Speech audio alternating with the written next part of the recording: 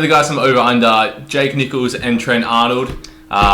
We're here to talk about the Houston Rockets and how they're progressing after the All-Star break. There's been a few news stories lately. There's been a few acquisitions and also the departure of Ty Lawson. We're going to chat about that really quickly. And we're also going to have a look at some players that are performing pretty well and others that might not be performing so well. So we're going to dive straight in with a team overview. Yeah, so 29-31 record at the moment. Things aren't looking great for the playoffs. We're sitting in the 8th seed at the moment, just behind Portland. One team that a lot of people expect to drop is the Dallas Mavericks at 5, but then we're also fighting with Utah there in the 9th seed, and they're really close, breathing down our necks. So we definitely need to pick up and probably finish somewhere closer to 500. We're just below that right now, and we definitely need to finish the season strong if we want that playoff berth. Yeah, it's been a tough season for Rockets fans. Might not have mentioned at the start, but we are both Rockets fans. It has been very tough. Expected to finish above 55 wins, probably. Most people thought. I think Bill Simmons pushed us towards 60. Yeah, him and Joe House both picked the over 60 there. Thought we would top 60 wins, but we've really struggled to do that. And it's been a combination of bad defense and also chemistry issues as well. Let's jump in and have a chat about one guy who's returned to the team. Jumped in the starting lineup today in the game against the Pelicans, and that's Motiejunas. What do you like about his game, Trent?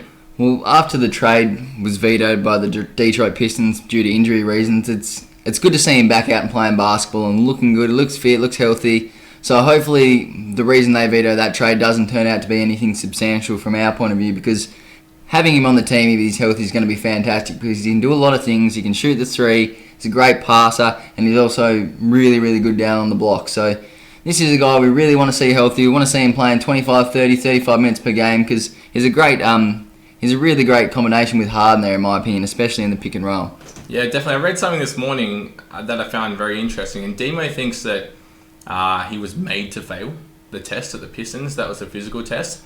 For some reason, he thinks that the Pistons had a change of heart. And he thinks that they purposely or set out with intention to fail him intentionally. And that's strange, because I thought they picked up a pretty good deal. I was sad to see Demo go, but now we've got a second chance. He's starting, and he's got a chance to prove what he can do for the Rockets. You might have seen on the stream, we've got a bit of a whiteboard behind us. Trent's going to run us through something that Demo can do, and something that allows us to be a little bit more creative on offense and also help us achieve more efficient possessions. Yeah, so one of my favourite plays is the spread pick and roll. I like it when the Golden State Warriors run it, not because it's fantastic to see the ball handler going or the roll man finishing. What I like about it is that extra pass.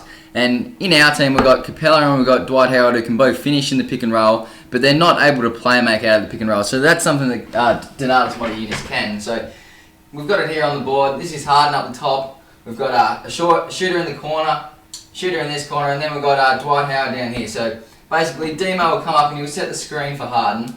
And what generally happens is the teams will hedge on Harden, and then Demo will roll to the basket. And then what happens then is Harden makes the pass to Demo. Demo takes the ball here around the free throw line. And then what happens is one of these guys has to come, because there's two guys above the three-point line. So what happens here is either this guy will come, or this guy will come. And if that's Capella or Howard, they can't make the pass. But if it's Demo, he's going to find the open guy with a pass, or if no one comes off, he's just going to finish at the rim. So this is something that's really important for the Rockets, because with that in their arsenal there, all the playmaking isn't put on James Harden. So Demo, not just because he's a good post player, but because he can actually play make out of the pick and roll, it's going to be a really huge addition. Yeah, you're right. You look at that, and we have James Harden's amazing playmaking ability, and we don't even have to use it on this type of play just because of the attention that he draws. Up here, if he's saying up to this side of the court, on the weak side, you can develop a lot of plays on this synergy between Dwight Howard and whoever's in the corner that can take that three. Dwight Howard can roll underneath the defender here as he creeps forward, might be caught ball watching, as many do. That's a certain alley-oop. So Demo's playmaking ability with the ball, and especially off the dribble, is pretty handy for the Rockets. So you hear them talk about it all the time with Golden State, how Steph Curry creates 4-on-3s for his team, and that's exactly what James Harden does, and Demo's the guy for us that can capitalise on that.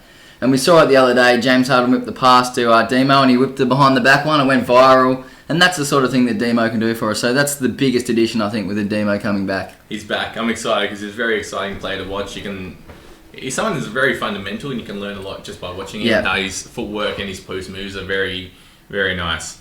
Yeah, they don't call him Captain Hook for no reason. Captain Hook? Captain Hook. I like that. It's on his basketball reference bio, so someone must have called him that at some stage. No, it's not a bad nickname. He landed one of those silky smooth hook shots earlier in the Pelicans Really game. nice. He's got a really nice hook shot.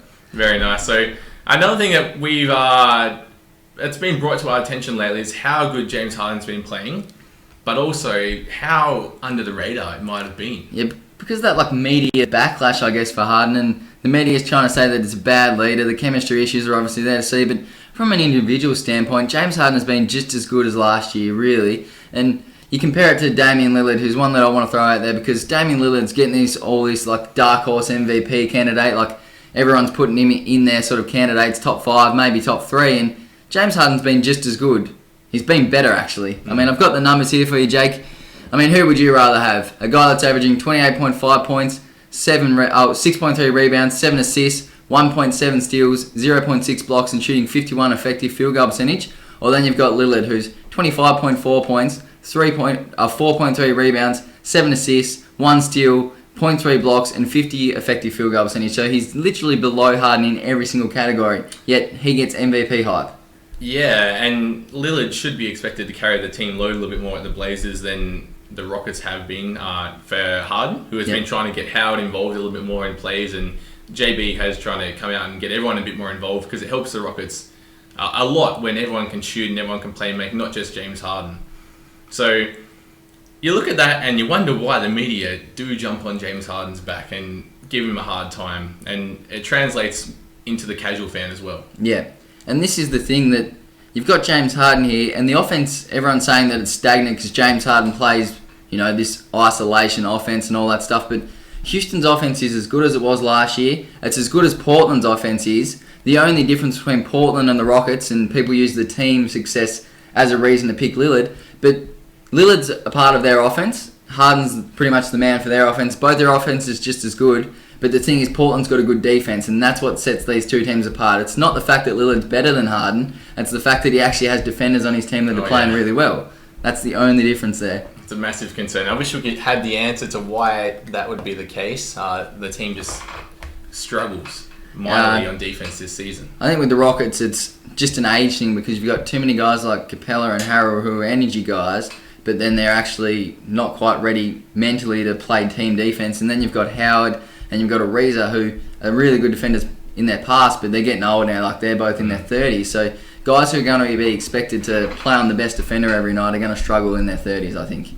No, very true. We were watching some of the Pelicans game earlier, like I said, and it looks like Ariza was handling Anthony Davis pretty well early. He did play well on Davis today. From what we've seen, he's been used on all type of matchups lately. So whether he guards a 4 or 5 even at times, or even one of the guards, he does it really well, and it really helps the team out overall in team defense. Yeah, I think I will say, the thing with Ariza for me, I don't think he's been a bad defender as such, but I think the problem is he's no longer up to being the guy that guards your best player every night. So let's say you had, I don't know, just a good defender like Tony Allen or Kawhi Leonard, just as the examples, they would guard the best player, and then Ariza would get the second best player, and that'd be great for him. But he'd be really good at that, especially as he gets older. But now, in his old age, having to guard the best player every night, I just don't think he can do it anymore. So we need to find that wing defender that can lock people down, I think. Yeah, well, speaking of wings, we've gone after a couple. We have. I'm not sure if they're going to be the type that we're after, or they're going to solve any problems or get any minutes, but let's jump into Michael Beasley. Yeah. A guy that the Rockets have just picked up. This is a guy who's had his fair share of troubles. And maybe before we jump into that, let's talk about a guy that we just got rid of who had a fair share of troubles, and that's Ty Lawson. We just paid effectively to get rid of him. Yeah, we waived him, so we bought him out, and the guy was struggling at the Rockets, and he's definitely not a bad player. He just didn't seem to click in his time there. We couldn't get it working for him or the team.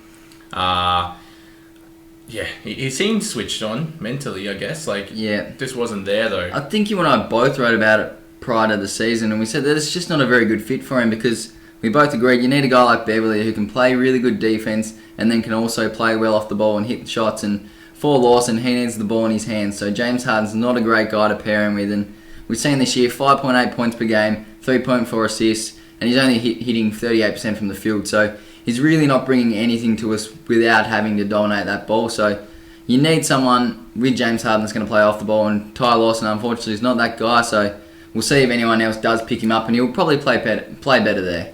Yeah, I'd expect him, if he goes to a team where he gets a fair opportunity to play, and also in his head right now, he must be thinking, gee, like, I'm on the downside. Yeah. I need a lift. He needs to step up, needs to get in the training room a bit more. He could go to a team and really start to pick up his game back to a good level that we've seen Ty Lawson play at before. That would definitely not surprise me, and it would hurt to see, considering he spent his fair time at the Rockets. But, so we get rid of a guy who just didn't seem to fit.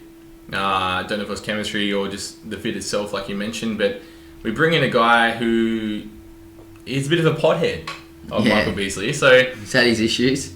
If you don't know much about him, he was taken with the second pick in the overall in the NBA draft in 2008. Went to the Lakers, and he was caught smoking weed before he ever played a game. Now that's a bad start. That's not a great start at all. So in 2009, he was then. We saw a photo of him on Twitter where he had bags of weed in the background, and he had to enter rehab. Yep. So the poor guy had to take a break from basketball, missed out on some time before going to the Timberwolves, where he was caught again with weed, and then he went to China. And he's had a stint with the Heat in between there. Exactly but right. He didn't do anything. Obviously, he went straight back to China. So so he's been over in China, and you might have seen it pop up every now and again that he's been dominating over there. Now, I'm not sure how easy it is to dominate. It might be. Well, did you see the MVP trophy? I didn't see it. It looked like a participation award you get at your school carnival. It was probably about this big, and it looked like one of them $12 ones with a little stick figure that would break off like that. It didn't look very professional, but he's been playing really well in China though. Well, I guess that's all that matters. The guy's been putting up big numbers. 31.9 points and 13.2 rebounds per game. Not bad stats. That's good. Great numbers. Also saw something he also took out the All-Star game MVP over there, so he put up something like 64 I was going to say, I think it was it the All-Star game high record? Yeah, record. He broke his own record from last year, actually. Yep. So the guy, I don't know how much that proves. Maybe he switched on. Being isolated over there in China, it's a bit different to the media campaigns that are run in the States. Maybe he's had some time to switch on mentally. What do you think are the pros and cons of this acquisition then for the Rockets? The pro is definitely that it's very low risk. Yeah. There's definitely not much risk involved at all. And if you're looking at a con straight away, it's that maybe he just doesn't mix with the guys. And maybe it's not the type of player we want there. But I think the thing is, you're taking a risk on a kind of bad chemistry guy, which is things that the Rockets have been doing, and it hasn't really worked for us. But the reason I think that it might be okay is because if you don't make the playoffs, you're probably going to blow it up in the off-season anyway. And, I mean, the team gave him a team option for next season, so if he plays well, we get him next year, which is good because his skill set does suit the team. He can play 3 and 4 and hopefully can defend if he's got his mind switched on. So he suits us from that point of view, and there's no long-term risk. But then also on the other side of things, chemistry. You never know how bad it's going to go, but like I said, if we don't make the playoffs this season, you'd think that the team's going to blow up anyway, so it's not going to hurt us next season, I wouldn't think. On paper, we're probably not as bad as the Grizzlies, who seem to have a bad mix of people there who are all so conflicting. But we're starting to get there. It's becoming a bit of a circus in a way. There's a couple of guys that have just lost their cool pretty recently. Josh Smith is another one who's fairly up and down with a mentality like that. But Beasley could get along really well with Dwight Howard, who they're both guys who take it pretty easy. Like to relax and chill out. They don't take it too seriously, which is kind of good. Another thing I'll throw in, Michael Beasley's good friends with Kevin Durant. So if he comes back next year, maybe if there's a bit of encouragement. A little bit of flighting over the off-season. Kevin Durant back with his old mate Beasley. I mean, you can see that happening, sort of like the Rockets going to Kevin Durant and saying, hey, we've got your good buddy here. You come and get the best out of him and we'll be a good basketball team. Who knows if it works or not, but you can see how that would be a strategy the Rockets might be trying to employ. Definitely interesting. It's harmless, really. Yeah. And just touching on Beasley and his influence at the Rockets, I find it quite strange. If I'm trying to build around Harden, and you probably think the same way, you want guys that if Harden's got the ball, you want the ball being dished from Harden to guys that can shoot a really good spot-up jumper. Yeah. Now, Beasley doesn't do that really well. What he does is actually put the ball on the ground first before he takes his shots. Doesn't seem to mix straight away with the Rockets and the type of players that we want immediately. For me, though, I think that as a small ball power forward, say, like so stretch 4, you don't actually need to be able to shoot the 3 to be able to play the stretch 4. So you can actually draw the defense out another way, and like you said, that's putting the ball on the floor. So defenses can maybe sag off Beasley, but if Harden dishes it to him and then he puts it on the floor and drives to the rim, he's going to draw fouls and he's going to score layups. So that's one way where it might work for both of these guys, I think. At the end of the day, it's going to be a very interesting acquisition, and by the end of the season, we'll definitely know how it went.